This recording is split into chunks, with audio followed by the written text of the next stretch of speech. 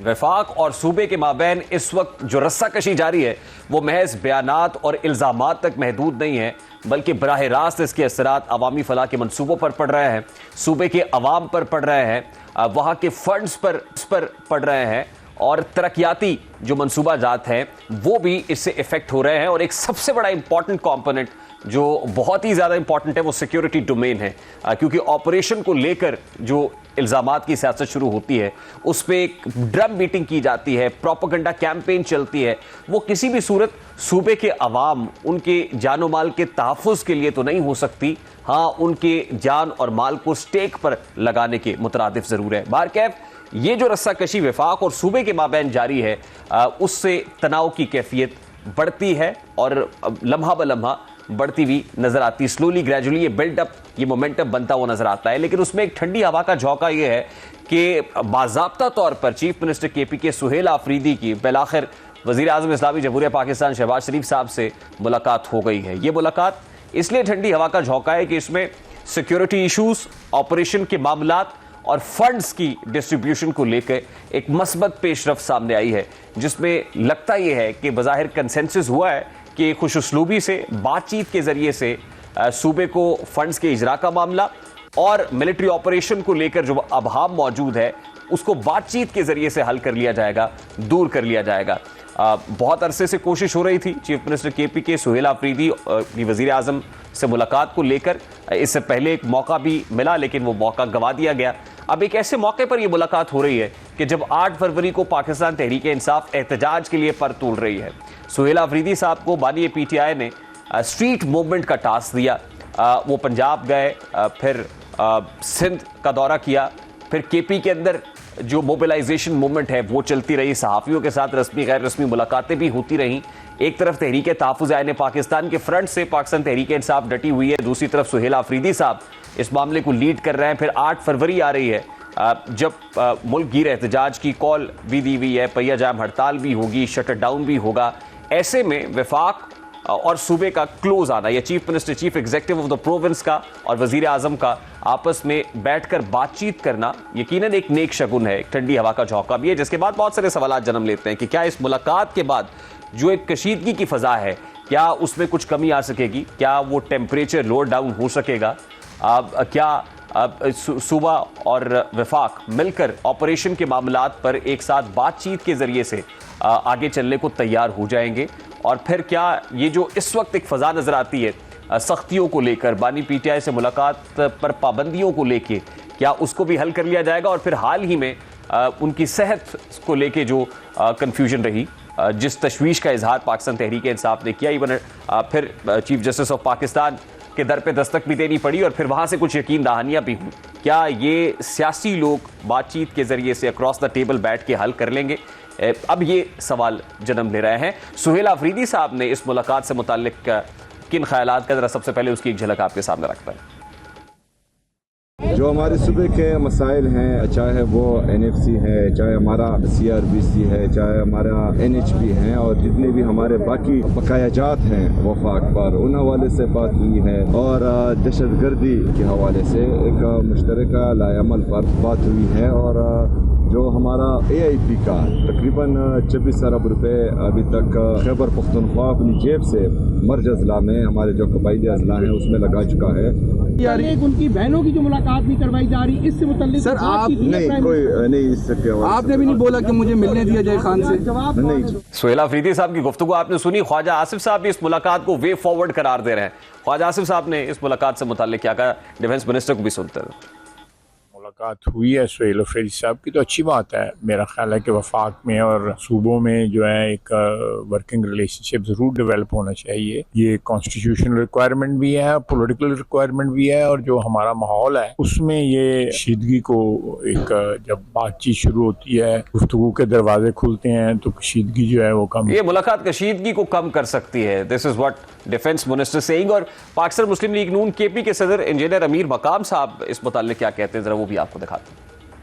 ये बात एडमिट करा दी और आपको एडमिट करा लेना चाहिए कि वाकई दहशतगर्द है और लोगों के घरों के अंदर घुस चुके हैं। तो उसके लिए हमें लाएमल तय कर लेना चाहिए कि इन दहशतगर्दों को किस तरह निकालना है, किस तरह साफ करना है। बात थैंक यू मेरे ख्याल में दिया जा रहा है डील का, कि क्या ये डील का पहला आप कह सकते हैं कि पहला बारिश का खतरा है? नहीं, मतलब होने कोई जा रही है नहीं, इसमें कोई ये बात आगे कोई बात नहीं। मैं तो कहता है उसकी जिम्मेदारी थी जो उसने अभी तक नहीं निभाई, उसको निभा लेना चाहिए। इस बात करने के लिए साबिक वफाकी वजीर सीनियर सियासतदान मोहम्मद अली दुरानी साहब ने भी ज्वाइन किया। अस्सलाम वालेकुम दुरानी साहब, बहुत बहुत शुक्रिया आपके वक्त के लिए। दुरानी साहब, वो क्या कहते हैं ना कि कुफर टूटा खुदा खुदा करके, मुलाकात जो लॉन्ग ड्यू थी वो बिलाखिर हुई है सुहेल अफरीदी साहब और वजीर आजम पाकिस्तान की, और ऐसे वक्त में हुई है कि जिस वक्त एहतजाज की बात हो रही है, 8 फरवरी करीब आ रहा है, तहरीक तहफ़्फ़ुज़ पाकिस्तान ने कमर बांधी हुई है, पाकिस्तान तहरीक इंसाफ शटर डाउन और पहिया जाम की बात कर रही है। ऐसे में और फिर बानी पीटीआई की सेहत को लेके बहुत सारी तशवीश पाई जाती है, कंसर्न्स का इजहार पीटीआई की जानिब से किया जा रहा है। तो ऐसे में इस मुलाकात को क्या कहें? क्या वाकई जैसे सवाल हो रहा था इंजीनियर मुकाम साहब से कि ये कोई बारिश का पहला कतरा है, कोई पेशरफ्त है, पेशकदमी है टूवर्ड्स जिसको डील कहते हैं या ढील कहते हैं या फ्लेक्सिबिलिटी कहते हैं, उस तरफ क्या ये कदम है सर? बिस्मिल्लाहिर्रहमानिर्रहीम। देखिए, पहले तो मैं समझूंगा कि ये हुकूमत की तरफ से एक मुस्बत इक़दाम है कि उन्होंने सीएम केपीके को बुलाया और उनकी तरफ से ये एक पॉजिटिव उनका भी रिस्पांस है कि वो तशरीफ लाए और उन्होंने प्राइम मिनिस्टर साहब से मुलाकात की और उसमें जो भी उनके इश्यूज थे उनको उन्होंने डिस्कस किया। और इसके देखें, इसका किसी को कोई नुकसान नहीं होगा। मैं तो हमेशा से यही कहता हूं कि अगर हुकूमत आगे बढ़ के बातचीत शुरू करेगी तो हुकूमत की भी इज्जत बढ़ेगी और अगर अपोजिशन करेगी उनकी भी इज्जत बढ़ेगी और मुल्क का फायदा होगा इसमें से। देखें, इसमें नुकसान जो लड़ाई का होता है वो सिर्फ लड़ने वालों को नहीं होता। यहाँ तो इस सियासी लड़ाई का नुकसान जो है वो मुल्क का, दहशत गर्दों को उसका फायदा हो रहा है, मईशत को उसका नुकसान हो रहा है, आम आदमी को उसका नुकसान हो रहा है, केपीके के लोगों को उसका नुकसान हो रहा है। तो मैं तो समझता हूँ कि ये एक मुस्बत तरीका है। और हम तो पहले मफाहमत की बात करते थे, अब तो हम डायलॉग की बात कर रहे हैं। तो ये it's a form of dialogue जिसको इन्होंने अख्तियार किया है और इसके बारे में कम से कम बात भी की जाए तो ये की जा सकती है कि ये एक मुस्बत इक़दाम है। और अब मजीद मुस्बत इक़दाम जब से वैसे आए हैं ये नए सीएम केपीके, इन्होंने बातें तो अब इन्हें एक इस तफावत को भी खत्म करना चाहिए कि सख्त बात करना और रवैये को ठीक रखना। अब उन्हें चाहिए बात भी ठीक करें और रवैया भी ठीक रखें। उनके अपनी कैबिनेट के अंदर भी, उनके अंदर भी जो लोग मौजूद हैं उनकी भी यही राय है कि मतलब टॉकिंग फाइट है, और लेकिन उसके मुकाबले में जो उनके इक़दामात हैं, जो उनका रवैया है, वो फाइट वाला नहीं है। वो मुस्बत तरीके पे डील कर रहे हैं एस्टैब्लिशमेंट के साथ भी। अब उन्होंने नहीं, लेकिन दुरानी साहब, जिस वक्त ये मुलाकात हुई है ये वक्त बड़ा क्रूशल है ना। इस वक्त सुहेल अफरीदी साहब पे एक बहुत बड़ी रिस्पॉन्सिबिलिटी जो पाकिस्तान तहरीक इंसाफ की तरफ से या बानी पीटीआई की तरफ से आई हुई है वो ये कि he will have to put up some fight. उनको रेजिस्टेंस करनी है और एहतजाज करना है, मसल शो करना है, और जो उन्होंने करने की कोशिश भी की वो एक स्ट्रीट मूवमेंट या मोबिलाइजेशन की कैंपेन भी करते रहे। अब 8 फरवरी करीब आ रहा है, 8 फरवरी से चंद रोज पहले इस मुलाकात का होना, ऑप्टिक्स क्या है? मतलब इससे क्या मैसेज जा रहा है? एक तरफ तो बानी पीटीआई का दिया हुआ टास्क एग्जीक्यूट करना है, दूसरी तरफ बैठे हुए हुकूमत के साथ भी फिर वर्कर्स कारकुनान को क्या मैसेज जा रहा है? क्या पीटीआई अब बातचीत पे बिलीव कर रही है, मफाहमत कर रही है, राइट इन द मिडल के जब प्रोटेस्ट करना था, तो इससे क्या मैसेजिंग क्या हो रही है सर? देखें जनाब, जो टास्क का जहां तक ताल्लुक है, टास्क तो किसी ने देखा नहीं है। टास्क तो खुद ही जो लीडरशिप है वो अपने से बना लेती है और अपने से उसको चला देती है, क्योंकि बानी पीटीआई से तो लंबे अरसे से किसी की मुलाकात हुई नहीं है, नंबर 1। नंबर 2 ये है कि अभी एक रिसेंट डेवलपमेंट हुई है बलूचिस्तान में, इतना नुकसान हुआ है, हमारे फोर्सेस का जानों का नुकसान हुआ है, वहां पे दहशत गर्दी का एक इंतहाई ब्लेटेंट जो है वो हमारे ऊपर अटैक ही है ना। ये तो इससे कम तो कुछ नहीं उसको आप कह सकते। मतलब पाकिस्तान की सालमियत पे अटैक का, उसमें एक्सटर्नल एलिमेंट्स इन्वॉल्व है, उसमें इंडिया इन्वॉल्व है और दीगर ममालिक इन्वॉल्व है। तो ऐसी, और इवन यहाँ पे भी जो टीटीपी की तरफ से हो रहा है उसके अंदर भी दूसरी फोर्सेस इन्वॉल्व है। तो मैं तो ये कहूंगा, keeping in view all the ground realities, CM KPK को 8 के बारे में भी कोई राइट डिसीजन लेना चाहिए। ये कोई मतलब बुरी बात नहीं होती कि अगर मुल्क के लिए चैलेंजेस बने हों तो ऐसे मौके पे आप जिद और हठधर्मी से काम नहीं लेते, बल्कि आप नए रास्ते ढूंढते हैं। अगर आज पीएम से उनकी मुलाकात हुई है और उसको वो अच्छे माहौल में हुई है और उसमें उन्होंने मतलब कोई ऐसी बात भी नहीं की जिसकी वजह से बैड टेस्ट डेवलप हो, तो मुझे ये भी इम्कान लग रहा है कि इसमें से हो सकता है आर्ट के बारे में भी वो रिविजिट करें जो अब तक उनके डिसीजन है। ठीक है, उनको अपनी पार्टी की तरफ से एक लैश बैक आएगा क्योंकि वहां अब तक बहुत ही जज्बाती माहौल पैदा करके रखा गया है। अब अगर उन्होंने आगे चलना है और उन्होंने एमिकेबली चलना है और उन्होंने मुफाहमत के साथ चलना है, तो उन्हें फिर आर्ट के रेफरेंस से भी अपने फैसलों को रिविजिट करना पड़ेगा। और अगर वो इसको रिविजिट करते हैं, डिले करते हैं या कॉल ऑफ भी कर देते हैं अगर आर्ट की कॉल को, तो कोई उन पे एतराज नहीं करेगा, कीपिंग इन व्यू ऑल जो ग्राउंड की इस वक्त की रियलिटीज हैं और जो पाकिस्तान की जरूरत है। और इस मौके पे इस मुलाकात का ये आउटकम निकलना जो है ये ज्यादा बड़ा आउटकम होगा बनिस्बत एक जॉइंट कम्युनिके के या एक निकलने वाली रिपोर्ट के। मैं फिर रिआइट्रेट करूंगा, मैं दोहराऊंगा कि वक्त बड़ा इंपॉर्टेंट है दुरानी साहब। जिस वक्त ये हुआ है, देखिए ना, अडियाला के बाहर धरना देना पड़ता है, चीफ जस्टिस के दर पे बैठना पड़ता है, वहां दस्तक देनी पड़ती है। वजीर आजम साहब से एक फोन कॉल होती जो पहली, जब चीफ मिनिस्टर बनते हैं तो कहते हैं कि जी वजीर आजम साहब कह रहे हैं मैं पूछ के बताऊंगा। तो इतनी लॉन्ग ड्यू मुलाकात अब हो जाना, और फिर एक ऐसे वक्त में जब बानी पीटीआई की सेहत को लेकर भी कंसर्न्स मौजूद हैं, क्या बानी पीटीआई से मुतालिक भी यकीनन जाहिर है एक इतने बड़े फोरम के ऊपर को बात तो हुई होगी कि भी क्या हो रहा है, कैसे हो रहा है? उस हवाले से हमें बहुत खदशात लाहक हैं, मुलाकात करना चाहते हैं, को बात करना चाहते हैं, तो वहां पे भी कोई ग्रीन सिग्नल मिला होगा। तो क्या मामला अल्टीमेटली ये बातचीत की तरफ जा रहा है, या आपको लग रहा है कि समथिंग इज कुकिंग बिहाइंड, कुछ है ऐसा जो इसको डील की तरफ लेके जा रहा है या ढील की तरफ लेके जा रहा है? अच्छी बात आपने की है।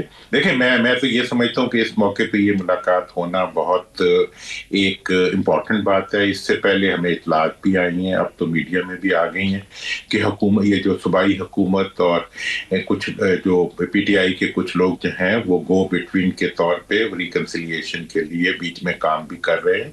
और अब सीएम का चले जाना, ये कोई इसको सादा नहीं लेना चाहिए। मैं आपकी बात से एग्री करता हूँ कि ये एक पॉलिटिकल डेवलपमेंट है और पॉलिटिकल डेवलपमेंट से निकलने वाले जो चीजें होंगी, क्योंकि ये जब से आए हैं अपना नए सीएम, मुझे पूरी रिपोर्ट है कि इन्होंने अपने आप को एक्टिविटी के अंदर स्टेटमेंट्स को छोड़ दें इनकी। मैंने पहले भी यही बात की, अब इन्हें अपनी स्टेटमेंट्स को भी मेंट करना चाहिए, क्योंकि ये जो तस्वुर होता है ना, जो मर्जी कह दो और अंदर जाके डील कर लो या अंदर जाके बात कर लो, बाहर टेम्परेचर को हाई रखो, अब इन्हें इस चीज को भी एड्रेस करना चाहिए, क्योंकि हम दहशतगर्दी को ये हमने देखा है ना सर। गंडापुर साहब के बारे में तासुर भी ये था और वो फिर करते भी कुछ ऐसे ही थे उनके बारे में कि वो पब्लिकली स्टेटमेंट्स कुछ और दे रहे हैं। नेशनल सिक्योरिटी कमेटी का फोरम हो या नेशनल कोऑर्डिनेशन काउंसिल का कमेटी का इजलास हो, वहां पे रवैया नरम दमे गुफ्तगू गर्म दमे जुस्तजू रहता था और बाहर सूरत हाल मुख्तलिफ होती थी। लेकिन सुहेल अफरीदी साहब is among the stalwarts of PTI, मतलब उनके बारे में तो ये है कि वो मतलब वो रेजिस्टेंस की अलामत जो गंडापुर साहब नहीं कर सके वो ये करेंगे। तो आपको लगता है ये भी उसी रविश पे गामजन है या मामला मुख्तलिफ हो गए? तमाम इंडिकेशंस और अब तक की जो इतलात थी, देखें इनके रेफरेंस से मैंने आपके साथ ही बल्कि बहुत अर्सा पहले बात की थी कि जब ये लाहौर आए थे, कराची गए थे, वो पहली सीबीएम थी जो इनके साथ हुई थी और उसके पीछे केपीके में इनके रवैये का एक मुस्बत तब्दीली थी जिसको ये एडमिट नहीं कर रहे। मैं तो समझता हूं कि इन्हें एडमिट कर लेना चाहिए कि भाई मैंने अपने रवैये को सॉफन किया है, मैंने हर किस्म का ताउन शुरू किया है एस्टैब्लिशमेंट के साथ और ये ताउन मैं जारी रखूंगा और इसके नतीजे में जो भी रिलीफ मिलेगी वो मेरे इस चेंज ऑफ बिहेवियर की वजह से मिलेगी और इसकी तमाम तर शवाहिद मौजूद है। अब इसमें देखें, आपने हुकूमत में होना और एक अवाम के अंदर खड़ा हुआ एक फ्रीलांसर किस्म का लीडर होना एक डिफरेंट चीज है। और ये बात मैं आपको बताऊं, अभी ये जो इनकी एक्स पीएम की जो बीमारी से मुतालिक सारी बात बनी, उसके अंदर देखें कितना हुकूमत की तरफ से वो एक जिसे कहते हैं ना कि एक मिस हैंडलिंग थी और वो मिस हैंडलिंग ना होती तो वो भी एक CBM का जरिया बन सकता था वो सारा, कि उसमें भाई एक बोर्ड बनाना है, बोर्ड बना दें, क्या फर्क पड़ता है, मियां साहब के लिए भी बोर्ड बना था, XPM के लिए भी बोर्ड बना दें, उसके अंदर उनके डॉक्टर को डाल दें तो क्या तूफान आ जाएगा। मैं समझता हूं कि अब जो है हम तो बार बार ये बात, मैंने तो NDC ने वो स्टेटमेंट भी दी जिसमें यही डिमांड की थी सारी कि जी ये सब चीजें होनी चाहिए, और मैं तो ये समझता हूं कि अब बातचीत के अलावा कोई रास्ता नहीं है हमारे पास, हमें बात करनी पड़ेगी और इन्हें भी ये समझना पड़ेगा कि दोगली बात नहीं करनी, एक दफा इधर आके लड़ना शुरू कर दो, उधर जाके पांव पकड़ लो, मतलब ये नहीं होना चाहिए, उधर जाके डील कर लो, इधर से लड़ाई कर लो, नहीं। अपना मुल्क है, अपने मुल्क के अंदर आप सच्ची बात करें, फेयर बात करें, बातचीत के अलावा किसी के पास कोई रास्ता नहीं है। सियासी पार्टियां जो होती हैं वो कोई जंगी गिरोह नहीं होते जिन्होंने जाके किसी चीज पे कब्जा करना होता है, किसी को छुड़ा लेना होता है, किसी को बंद करा देना होता है, नहीं, उन्होंने बातचीत से ही मामलात को आगे बढ़ाना होता है और अवाम भी यही चाहते हैं, वक्त भी यही चाहते हैं, और मैं तो समझता हूं कि इस्टेब्लिशमेंट से लेके सब यही चाहते हैं। अब हुकूमत को भी इस चीज को रिस्पॉन्ड करना चाहिए कि अब उनके वज़रा जो है वो तीर तफंग तोप छोड़ के वो अब पॉजिटिव बात करना शुरू करें, एक डायलॉग का माहौल बनाएं। और हम इसमें, मैं आपको बताऊं कि अगर अवाम की सतह के ऊपर, मैं तो आजकल मूव कर रहा हूं इसी सिलसिले में, पब्लिक चाहती है कि डायलॉग हो, पब्लिक चाहती है कि हुकूमत अपोजिशन से बातचीत करे, और मैंने हमेशा कहा है कि हुकूमत को चाहिए कि वो जेल के अंदर जाके बातचीत शुरू करे। देखें हॉस्पिटल दुरानी साहब, बज़ाहिर तो ये मुलाकात 2 पॉइंट एजेंडा पे हुई है ना, नंबर 1 इज फंड्स और नंबर 2 इज सिक्योरिटी ऑपरेशन को लेके। इसमें कोई और बात भी हुई होगी या फिर होती भी आपको नजर आ रही है बड़ी तेजी से, या कुछ तब्दीली आपको तेजी से रूनमा होती भी नजर आ रही है? देखें जी, इसके अंदर डेफिनेटली बात हुई है, इसके अंदर सियासी बात हुई है, थोड़े दिनों बाद सामने आ भी जाएगी। मैं समझता हूं कि इसके अंदर ये तय भी हुआ है कि जी बाहर जाके सियासी बात नहीं करनी, और बड़ा उसने, देखें अब कितना बड़ा स्टेटमेंट दिया CM ने कि इमरान खान साहब की रिहाई पे बात ही नहीं हुई। फिर भैया तुम सारा दिन तो बाहर यही बात करते रहते हो, तो अंदर ये बात ही नहीं हुई तो फिर सारा बाहर क्यों करते हो? मतलब ये it's a big question mark. मैं नहीं समझता कि अंदर कोई बात नहीं हुई, अंदर डेफिनेटली बात हुई है। जब सियासी लोग बैठते हैं, ये हो नहीं सकता कि सियासी बातें ना हो, लेकिन उसमें से कुछ अंडरस्टैंडिंग बनी है, जिस अंडरस्टैंडिंग के नतीजे में उन्होंने बाहर आके ये बात की है, और ये चीजें थोड़े दिनों में आपके सामने खुल के भी आ जाएंगी। तो लिहाजा पॉलिटिकली अब रिकंसिलिएशन के लिए KP के CM जो है वो भी अब उस ट्रैक पे आ गए जिसपे उन्हें होना चाहिए।